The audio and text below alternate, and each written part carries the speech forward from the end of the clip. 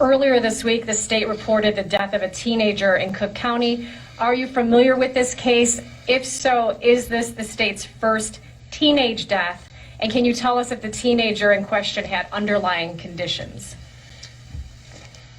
Okay, we're going to get a definition now of how you can determine whether or not someone died with COVID.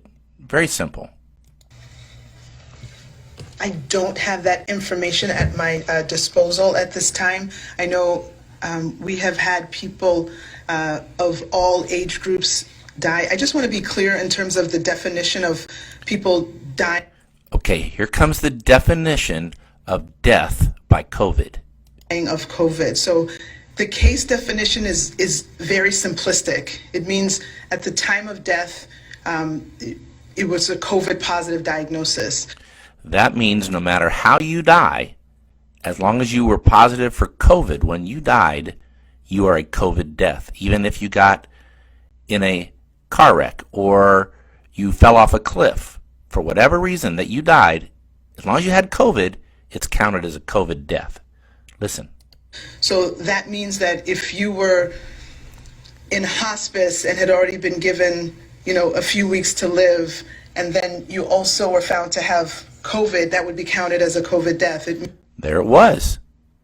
Okay. She's even going to make it more simple for us. Means that if technically, even if you died of a clear alternate cause, but you had COVID at the same time, it's still listed as a COVID death. So technically, even if you died of an alternate cause, if you had COVID when you died, it's called a COVID death. You wonder why the numbers are messed up. In the fall, what do you think about that from the president, making it very clear that he wants schools to reopen, and in fact there could be negative outcomes for those that don't? Well, one, we should definitely open up the schools, and we need to stop listening to Dr. Fauci, who is funded by Bill and Melinda Gates.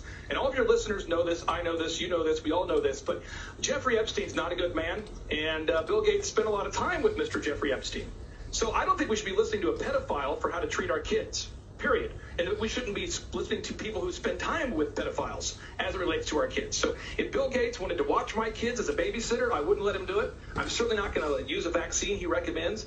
And Bill Gates has asked Dr. Fauci to serve on his board for the Bill and Melinda Gates Foundation. So stop listening to Bill Gates and Dr. Fauci. They are corrupt individuals, and Bill Gates hangs out with pedophiles consistently.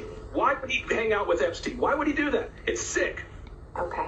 All right. Clark, thank you for coming on today's program. We appreciate it.